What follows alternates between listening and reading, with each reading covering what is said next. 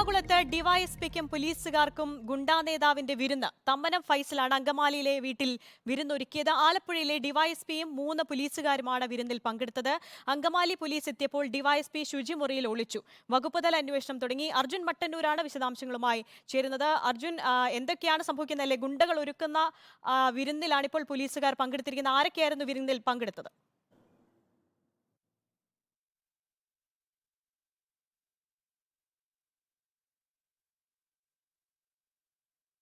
ഗുണ്ടയുടെ വിരുന്നിൽ പങ്കെടുത്തതാണ് ഇത്തരത്തിലുള്ള ഒരു ഗുണ്ടയുടെ ആലപ്പുഴയിലെ ഈ പോലീസ് സംഘം ഒരു വിനോദയാത്ര പോയതായിരുന്നു. ഗൂഡല്ലൂർ അടക്കമുള്ള വിനോദയാത്ര പോയതായിരുന്നു. അങ്കമാലിയിലെ തമ്മനം ഫൈസലിന്റെ വീട്ടിൽ ഇവർക്ക് വിരുന്നൊരുക്കിയത്. കഴിഞ്ഞ കുറെ കാലമായി എറണാകുളം ജില്ലയിലെ ഈ ഗുണ്ടകളുടെ കാര്യത്തിൽ പോലീസ് പ്രത്യേക നിരീക്ഷണം ഏർപ്പെടുത്തിയിരുന്നു. ഇത്തരത്തിൽ നിരവധി കുറ്റകൃത്യങ്ങളിൽ ഏർപ്പെട്ട ഗുണ്ടകളൊക്കെ തന്നെ പോലീസ് ഓരോ പോലീസ് സ്റ്റേഷൻ പരിധിയിലുമുള്ള ഗുണ്ടകളെ പോലീസുകാർ നിരീക്ഷിച്ചു വരികയായിരുന്നു.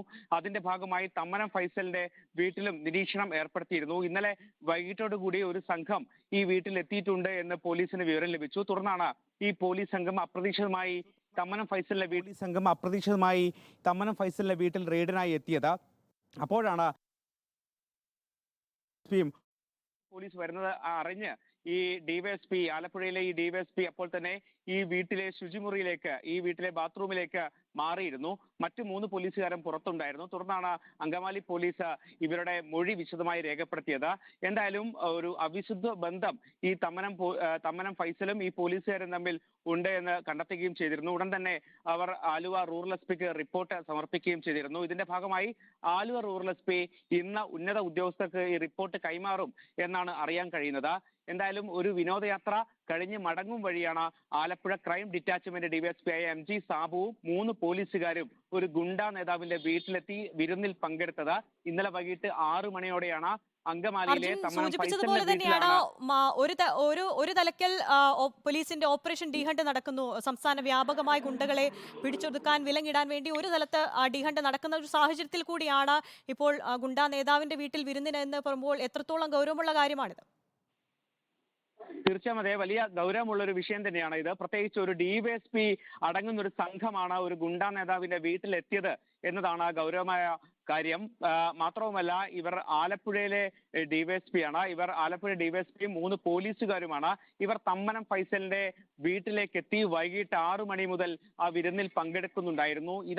അറിഞ്ഞാണ് അങ്കമാലി പോലീസ് എത്തിയത്. മാത്രവുമല്ല, ഈ തമ്മനം ഫൈസലുമായി ഇവർക്ക് ഏറെക്കാലത്തെ, ഈ പോലീസ് ഉദ്യോഗസ്ഥർക്ക് ഏറെക്കാലത്തെ ബന്ധമുണ്ട് എന്നാണ് മനസ്സിലാക്കുന്നത്. എന്തായാലും ഈ വിവരം പോലീസിൽ ഉന്നത ഉദ്യോഗസ്ഥർ അറിയിച്ചതിന് പിന്നാലെ വിശദമായ ഒരു വകുപ്പ് തല അന്വേഷണം നടത്താൻ ഉത്തരവിടുകയായിരുന്നു. ഇതിന്റെ ഭാഗമായി അല്പസമയം മുമ്പ് ആലുവ റൂറൽ എസ്പിയോട് സംസാരിച്ചപ്പോൾ അദ്ദേഹം പറഞ്ഞത് ഇന്ന് വൈകുന്നേരത്തിനുള്ളിൽ തന്നെ ഇതുമായി ബന്ധപ്പെട്ട റിപ്പോർട്ട് മേലുദ്യോഗസ്ഥർക്ക് നൽകും എന്നതാണ്. എന്തായാലും വകുപ്പ് തല നടപടി ഉറപ്പാണ്. അതോടൊപ്പം തന്നെ ഈ തമ്മനം ഫൈസലിനെയും മറ്റ് 2 കൂട്ടാളികളെയും കരുതൽ തടങ്കലിൽ ആക്കിയിട്ടുമുണ്ട്.